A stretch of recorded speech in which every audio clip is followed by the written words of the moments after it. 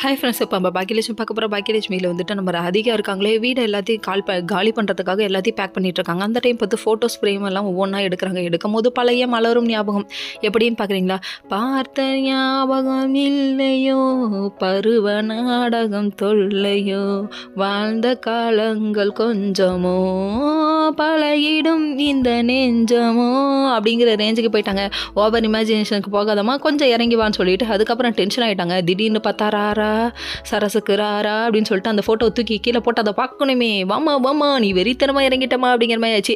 இது ஒரு பக்கம் இருக்கா. நம்ம பாக்கியா ஒரு பக்கம் வீட்டு வேலை செஞ்சுட்ருக்கேன். அந்த டைம் பார்த்து மறுபடியும் வேலைக்கு கொடுங்கக்கா, நான் வந்து இங்கே சேர்ந்துக்கிறேன், எனக்கு வீடு கஷ்டமாக இருக்குன்னு சொல்லிட்டு மறுபடியும் வந்து வேலை கேட்டு வரேன். அதுக்கப்புறம் கஷ்டம் இருக்கும்போது நீ விட்டுட்டு போனாலே இப்போ எதுக்கு வரேன்னு சொல்லிட்டு செல்வி குத்தி காமிச்சிட்டாங்க. உண்மைதாங்க, நமக்கு ஒரு கஷ்டம் துன்பம் வரும்போது தான் நம்ம கூட உண்மையாக நிற்கிறது யாருன்னே நமக்கு தெரியும்னா பார்த்துக்கோங்க.